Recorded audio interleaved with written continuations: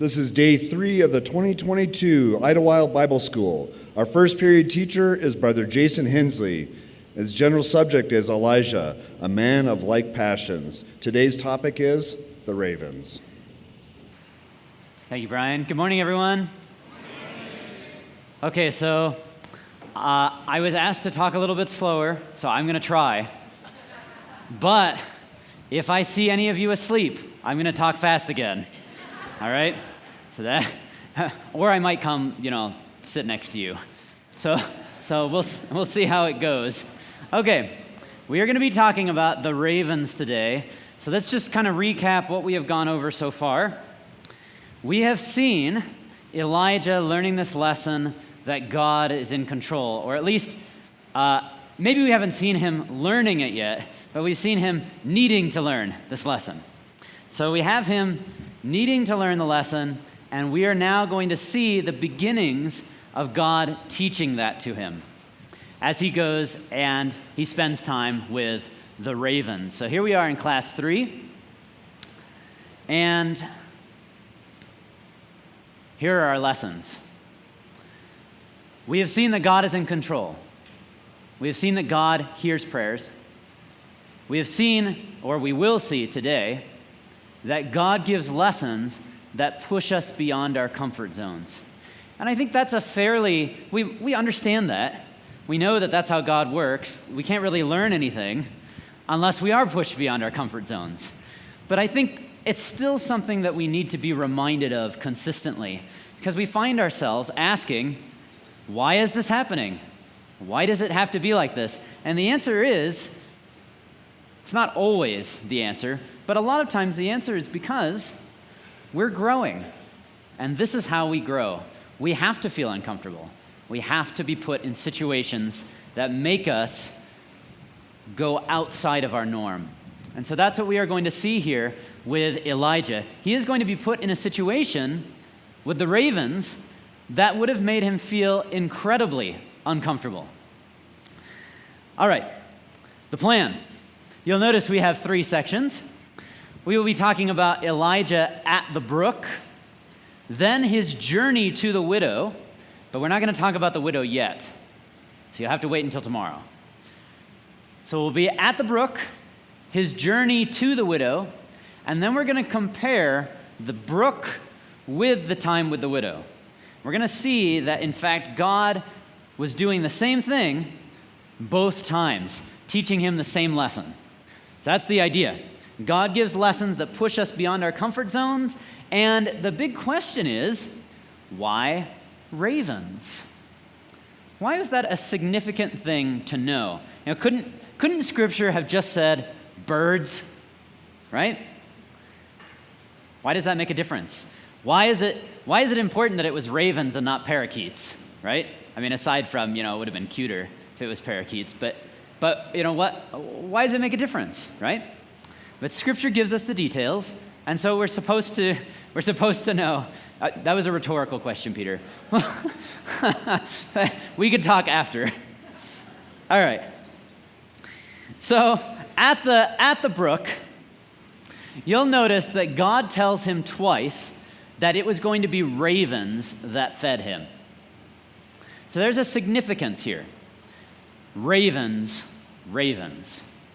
So again, Elijah is always commanded by God to do essentially everything in his life. And in this command, God gives a few particular details, specifically here that it's going to be ravens. So the question is why? Well, I think first of all, ravens would have presented a problem. The reason being, is this what you want to say, Peter? There you go. That's right. Ravens are unclean birds. Yes. So ravens are unclean, and this would be an issue. So you have it up here, Leviticus 11, 13 to 15. You shall detest every raven of any kind.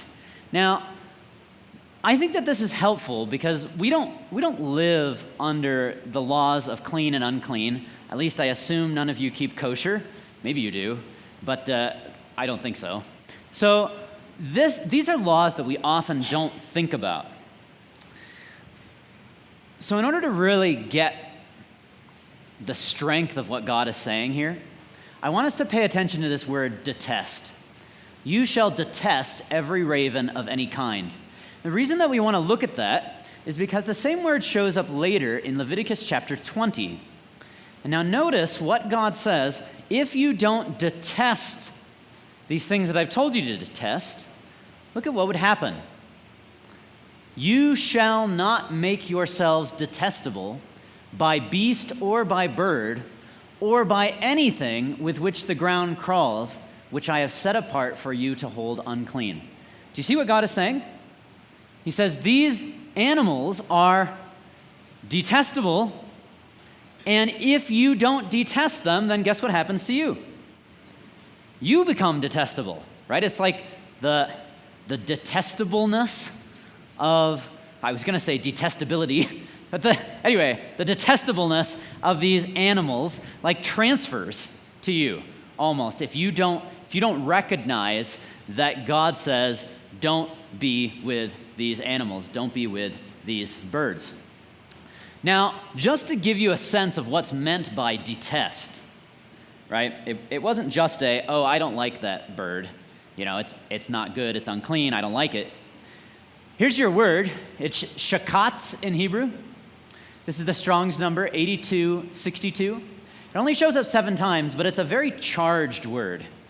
So it's not just I don't kind of like it very much. Look at how God uses the word here in Deuteronomy 7, verse 26. He's talking about idols here, and he says, you will utterly detest and abhor it, for it is devoted to destruction.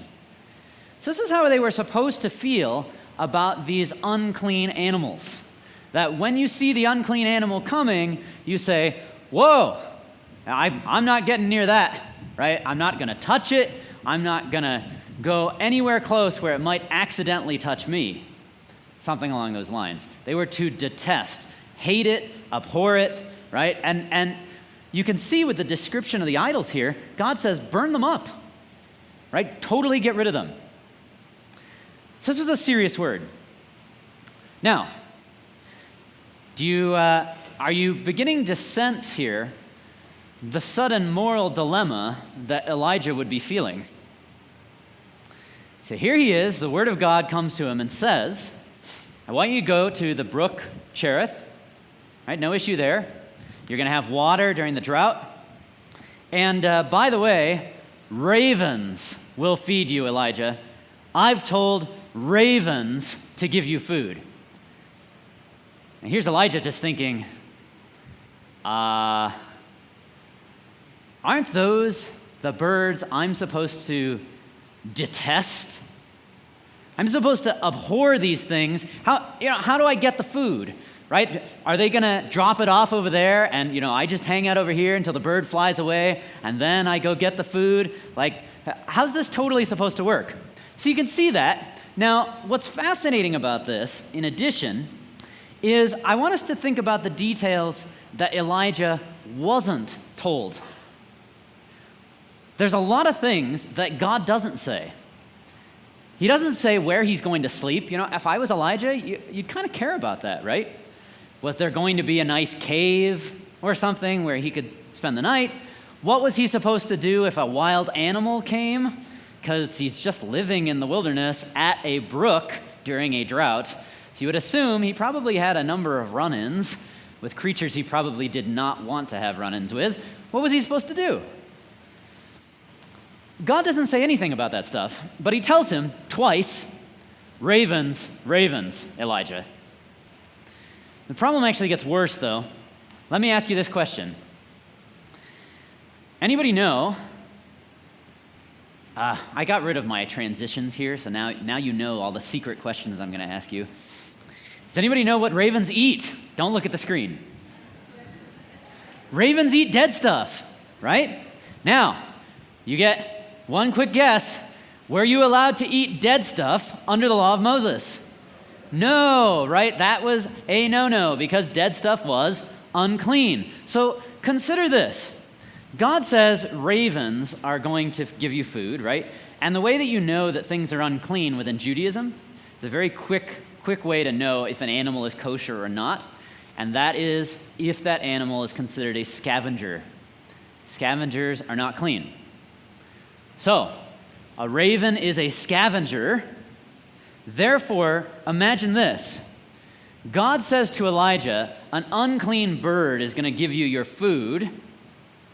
Can you imagine Elijah's next question? Well, what kind of food is that going to be? Right? Because probably, it's going to be bringing today's roadkill. And when Ahab was driving around or whatever and he runs into something, the raven flies down and brings it to Elijah, and here's this dead thing. And here's Elijah just trying to figure out, well, I wonder where this came from. Is this clean or not? I probably can't eat this. So it's a fascinating sort of thing that God essentially is giving him like extra uncleanness. And he didn't have a choice. Now, just to bring this home even more for Elijah, in Hebrew, there's two words that just generically mean food. So this is sort of a funny translation kind of thing. Anybody know how these words would be translated typically in the King James? They're typically translated as meat, but they don't mean meat. They mean food. Oftentimes they actually mean not meat, so like grain. So this is your word ohel and ma'achal. So those typically mean food. Now, what's fascinating about this is when God commands Elijah, he doesn't use the generic food words. And I think that's because it could have given Elijah the wrong impression. That, it's just kind of an accident that the law is going to be broken. But instead, God specifically uses the word basar, which in Hebrew means flesh. So when God tells Elijah, the ravens are going to bring you bread and they're going to bring you flesh. Or this is what we're specifically told that he was given, bread and flesh. So when we read this, we have to recognize it's not just that he got food from ravens, but he was specifically being brought dead stuff to eat. Now, I don't know if that blows your mind. I hope it does, because essentially what God is showing us is that he put Elijah in a situation where it was unavoidable to break the law. Unless, and this is what we do as humans, right?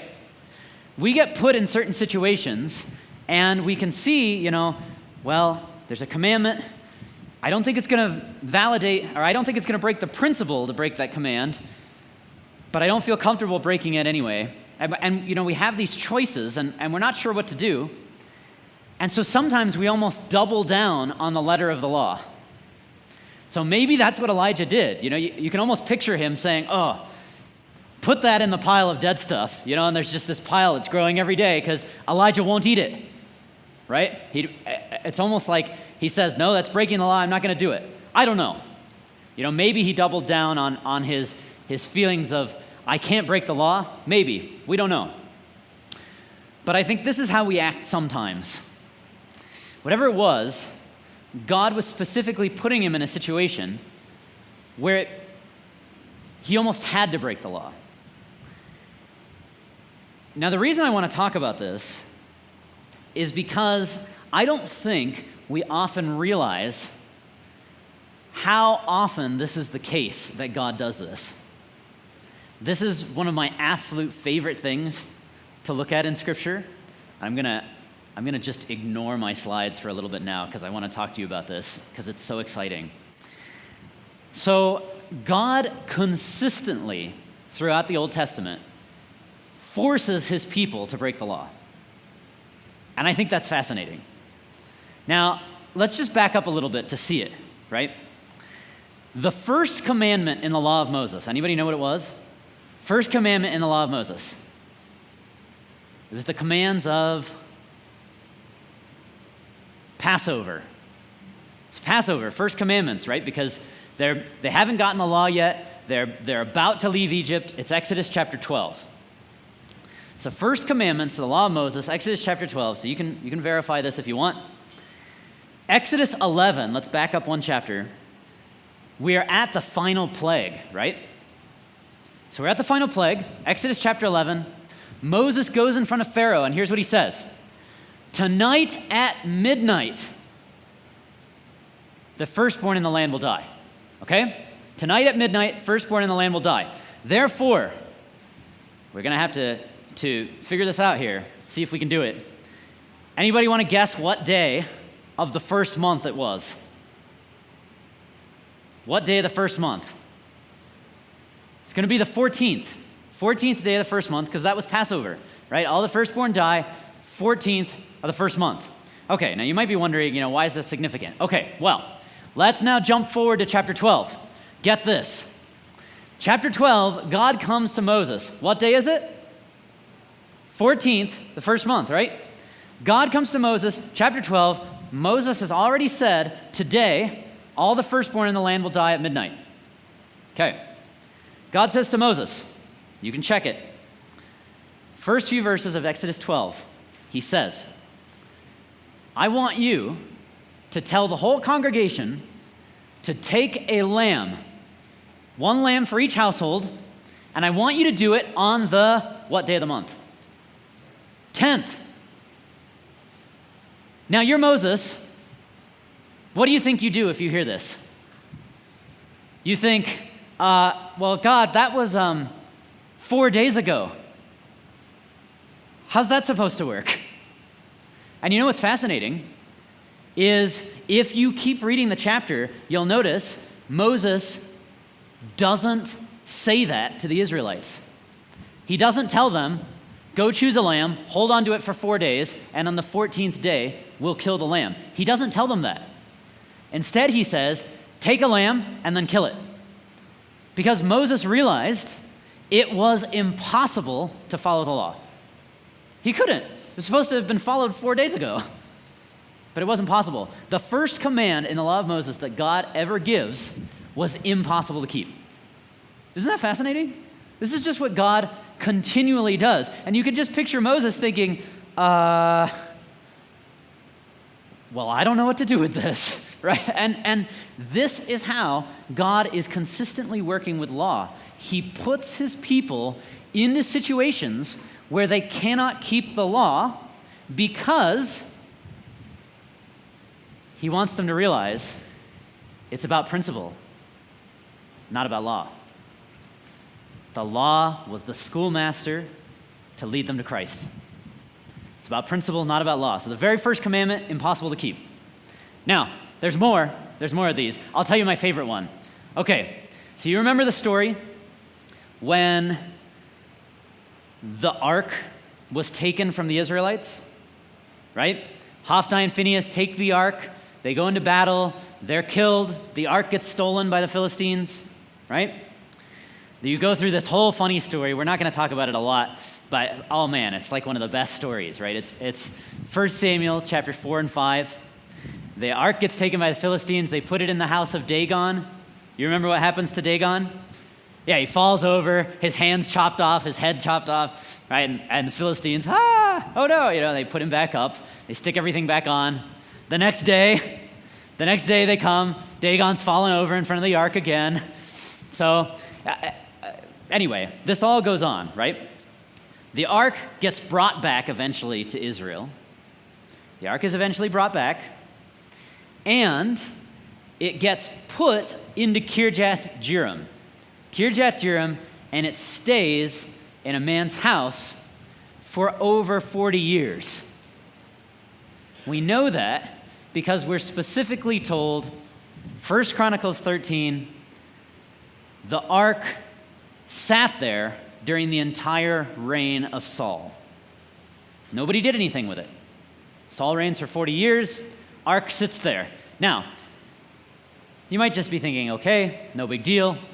The ark was just in Kirjath Jearim 40 years, whatever. Well, it was a big deal because every year, the high priest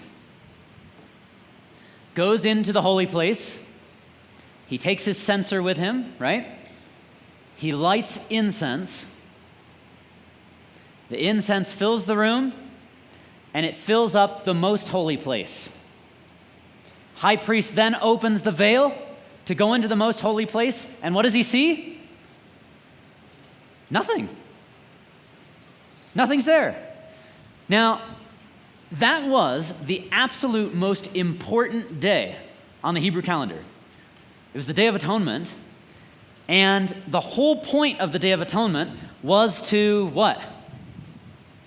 Forgive the people. They were supposed to get forgiven on the Day of Atonement.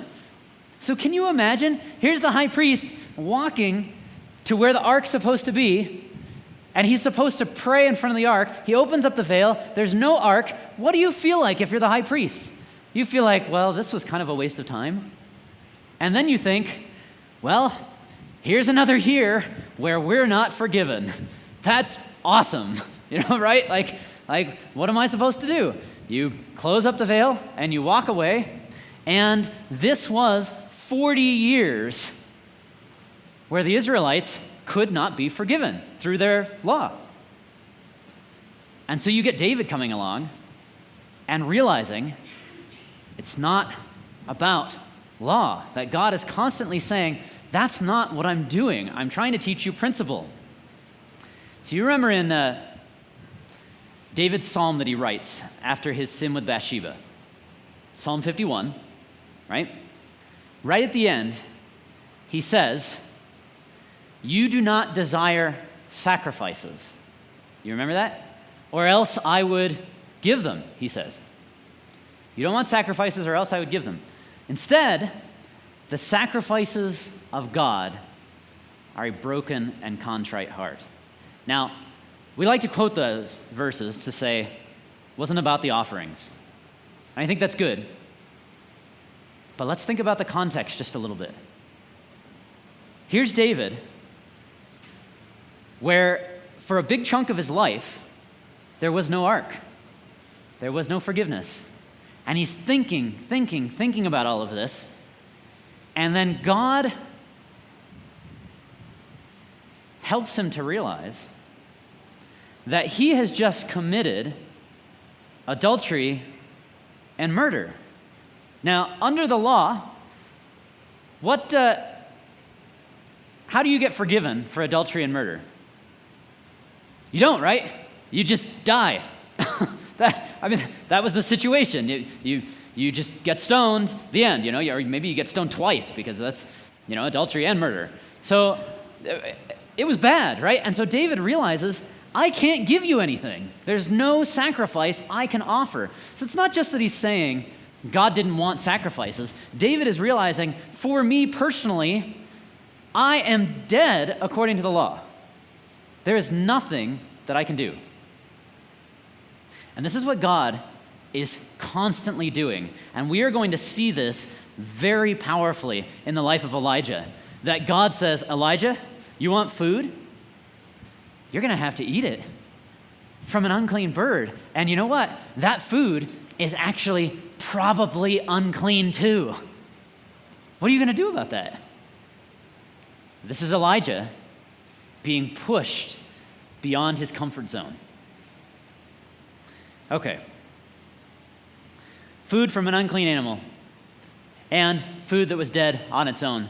Deuteronomy 14:21, you shall not eat anything that has died naturally. If you want those two references as well, by the way, Ezekiel 4:14 and Acts 10:14, those are two places in which faithful people, Ezekiel and Peter, are both saying, I have never eaten anything in my life that is unclean, right? So you can see now, that was what was typical. Okay, so this is what God is doing for Elijah. I think he's reminding Elijah, this is the constant message, that God is in control. And I think what's incredibly powerful about this is, and I don't mean this to be belittling in any kind of way, but I think that this is actually a helpful thing for us to recognize. Do you notice where God puts Elijah? He puts him in a place that is miles away from any other human. So Elijah has just said, essentially, don't worry, God, I got this. I'm going to call down a drought.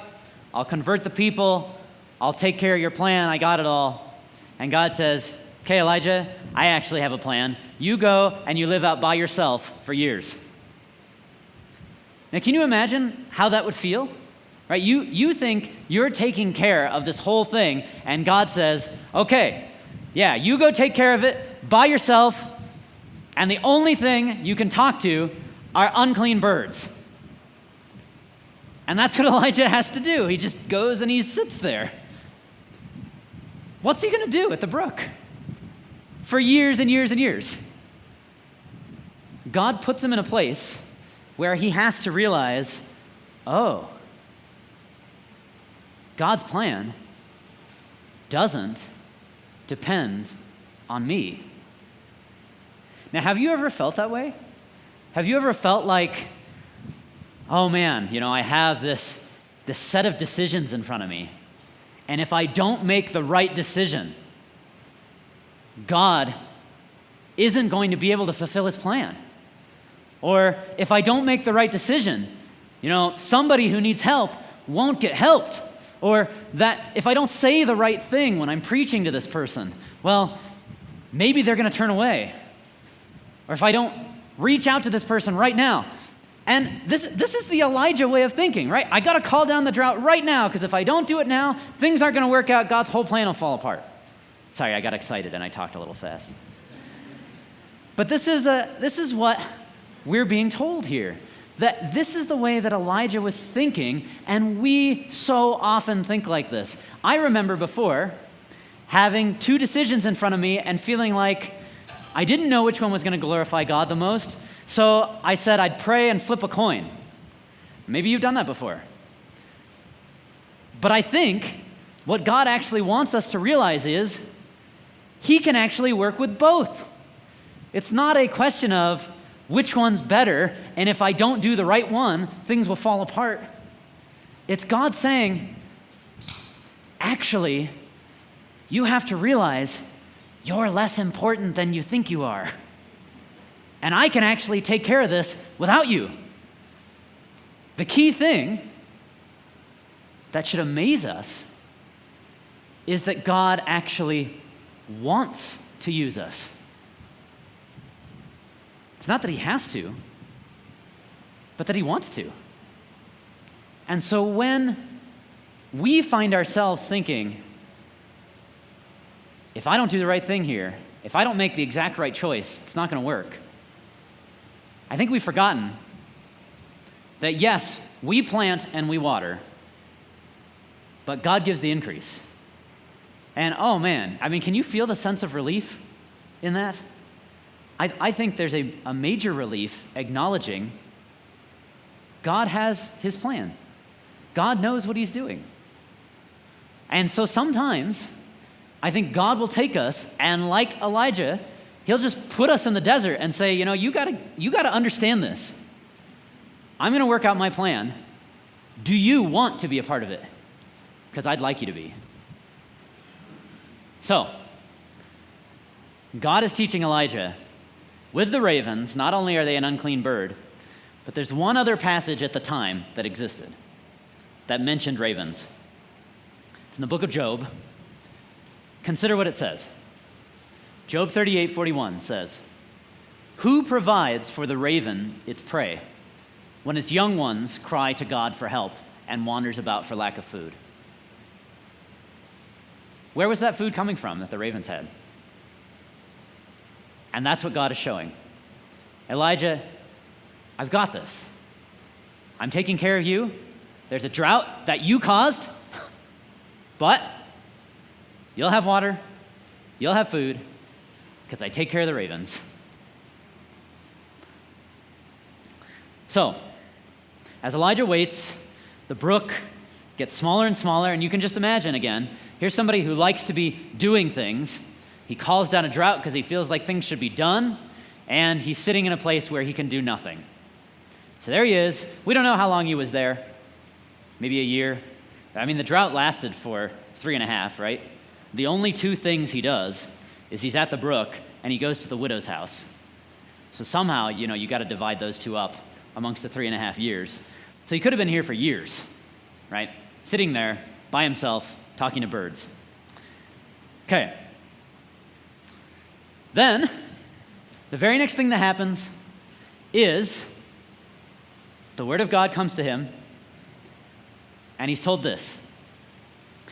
Now you wonder, and we're not told, you wonder how would it have affected Elijah to be fed by those unclean birds? Would he have softened a little bit? Would he have realized, it's not necessarily about law? Well, God's going to push him a little further. He says, arise, go to Zarephath, and I love this part, which belongs to Sidon. Just to make sure, in case Elijah didn't know that part. So God says, go to Zarephath, which belongs to Sidon. Now he could have said, go to Zarephath, but he specifically tells him, oh, by the way, Zarephath is in Sidon. Now, why would that have mattered? Why would anybody care that Zarephath was in Sidon? It was a hostile place, and that was where Jezebel was from. So Jezebel was the one who brought in the worship of Baal, right? So now God is saying, okay, you've been here at this brook for years. Now I have a new thing for you to do. I want you to go hang out with Jezebel's friends, right? And you could just imagine Elijah being like, are you talking about the Zarephath that's, in Sidon? And God's like, yeah, Zarephath, which is in Sidon, that one, right? Go to that Zarephath. I don't want you to get confused. Go to the bad one, Elijah. So here's Elijah just thinking, really? Is this seriously what I'm supposed to do? It's a 60-mile journey from Cherith to Sidon. So he would have had a long time to think about this, and I think it's helpful to just consider what he would have seen. Now, we know that the drought was happening not just in Israel, but also in Sidon, because the widow said she had no food. So can you imagine what it would have been like as Elijah, he had been sheltered from all of this, right? He had been at a brook, talking to nobody but birds. I know, I'm really into this, talking to birds thing. He was at a brook, talking to nobody but birds. He gets up and he leaves, and can you imagine what the shock would be like as he begins to walk through and sees the devastation that happened because of him? Can you imagine that? As he's walking down and he sees an empty house, another empty house, another one, skeletons, right? I mean, this is what it would look like. This is a famine. And then he gets to another country, and he sees the same thing there. Now, that would have been kind of a weird experience, I think, because as he goes to this woman, it's fascinating to realize what God is doing. I want to ask you a question here. Godliness is not measured by converts. That wasn't a question. Godliness is not measured by converts, okay? Right? We know that. It's not measured by how many baptisms, we bring about or anything like that. It's God's the one who is in control. But I do think it's helpful to ask this question at this point. Who, throughout Elijah's life, learned the gospel because of him? Any thoughts? Who learned the gospel because of Elijah? It's a really fascinating answer, I think. It was this woman and her son. And that's it. there were absolutely, as far as we know, there were absolutely no conversions in the entire lifetime of Elijah, except for 2 Gentiles. I actually find that kind of awesome, because you can see this overriding theme. Elijah's big goal was, I'm going to convert the king, I'm going to convert the entire nation, and God says, no, Elijah, I'll do that. Actually, I'm going to use you to convert somebody you never would have talked to before. I'm going to put you in a situation that makes you incredibly uncomfortable, and I'm going to use you there. Elijah was a big man with big dreams, big goals, and God says, I want you to be content to fill a little space. So he takes him to Zarephath. And he has to learn God was working with the unclean birds, just like God is working with these people. Now, this is very interesting because I don't think Elijah would have had a schema for this. Again, we just read this story and we think, oh yeah, he was sent to Zidon. That probably would have bothered him. But I don't think we think about what a moral dilemma the whole thing would have caused. Because what did the law say about Gentiles? What kind of interaction were you, as a Jew, supposed to have with Gentiles? There were a couple of choices here. Stay separate. So that's one choice, right? Stay separate, which a lot of times meant you go in and you kill them.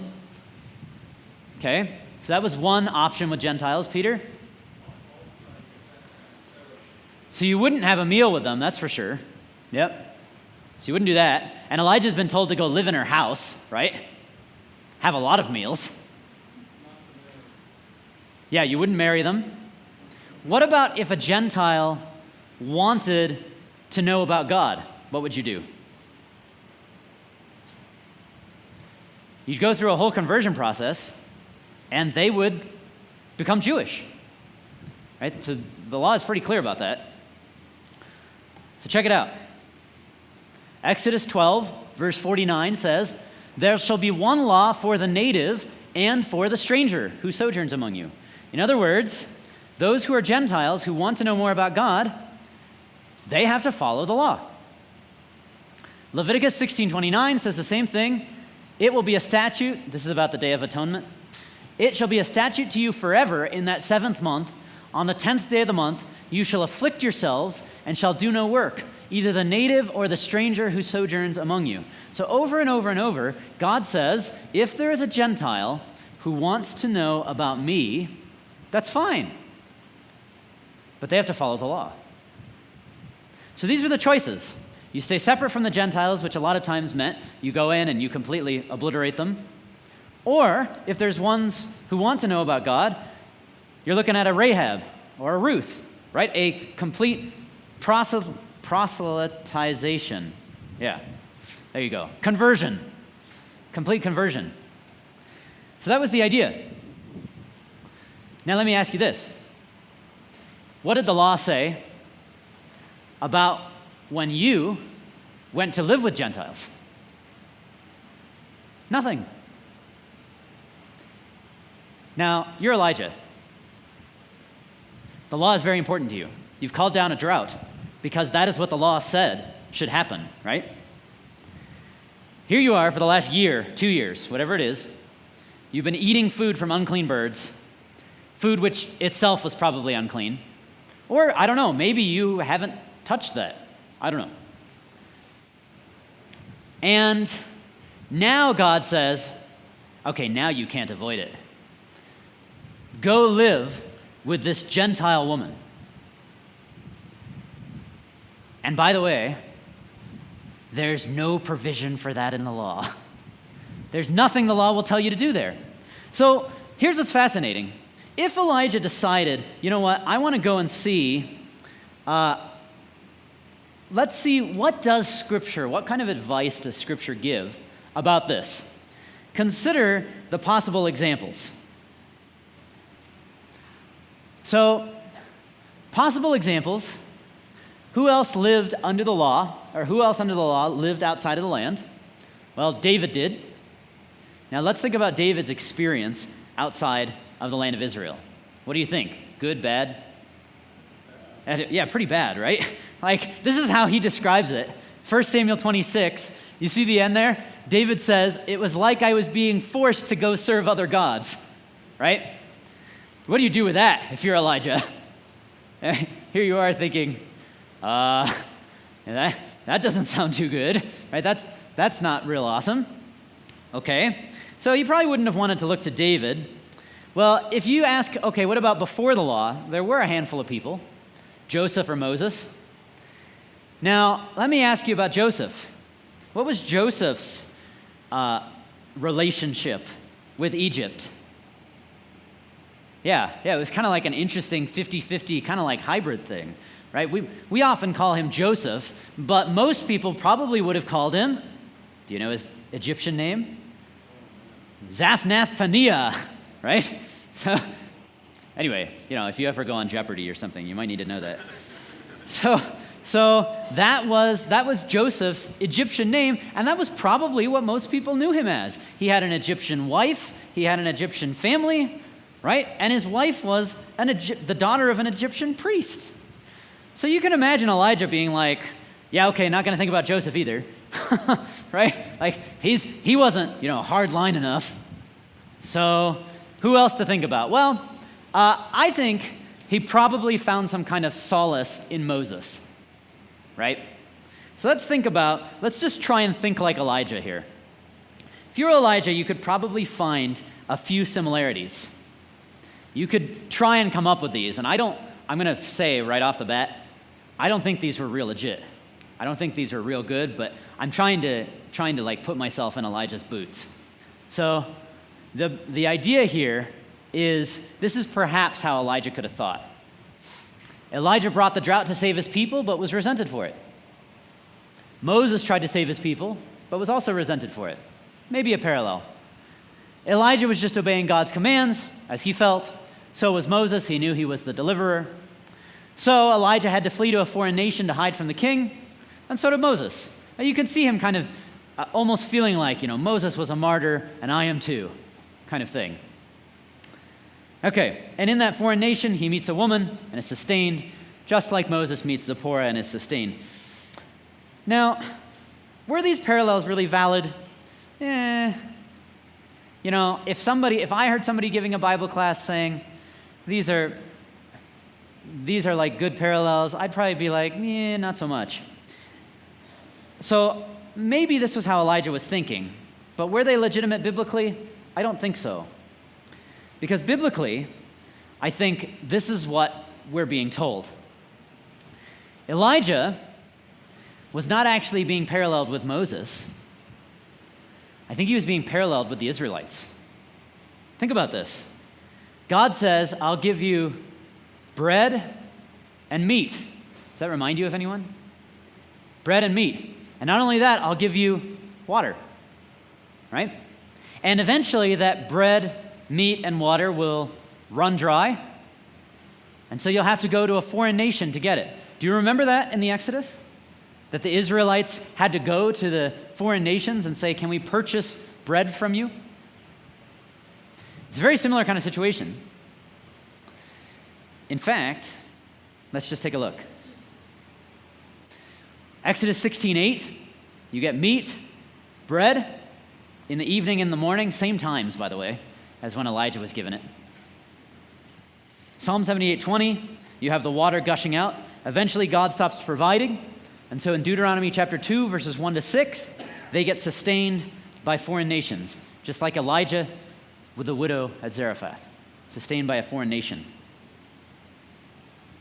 And here's what I think is fascinating about this. Elijah's story wasn't the story of Moses, like he wanted it to be. It was a lot less glorious than that.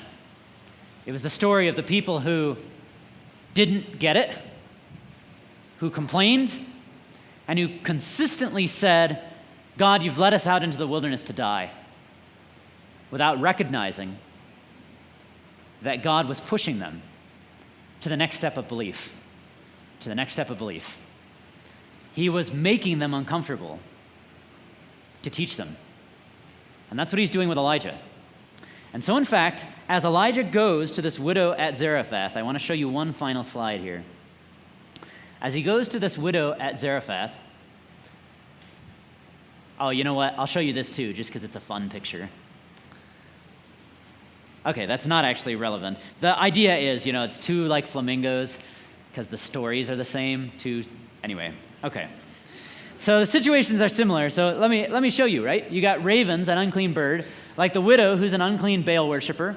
Ravens are scavengers, and it just so happens that the widow is gathering sticks, scavenging, when he finds her. And eating its food is against the law with the ravens, and eating the widow's food would have been against the law. Same kind of thing. And in fact, if you don't feel like the parallel's strong enough, it's interesting that God even quotes himself in 1 Kings 17. Exact same words in the Hebrew. He says there about the brook in verse 4, "You will drink from the brook as I have commanded the ravens to feed you there." And he says in 1 Kings 17:9, "Arise, go to Zarephath, which belongs to Sidon, and dwell there. Behold, I have commanded a widow there to feed you." Same words. And so God is taking Elijah and saying, "Elijah, did you learn the lesson with the ravens? Because now I'm going to put you in the same situation, but there's no escape from this one." And you know what we're going to see? And I think this is awesome. The big lesson that Elijah has to learn is compassion, compassion, compassion. And God begins to teach it to him with the birds. And yet when Elijah sees the suffering that his drought has brought about, and when he sees the suffering of this woman, you actually can tell Elijah begins to be moved. And as we'll see in the next class, he actually purposefully, knowingly breaks the law for the sake of that woman. And it's at that point that the widow woman turns around and begins to worship God.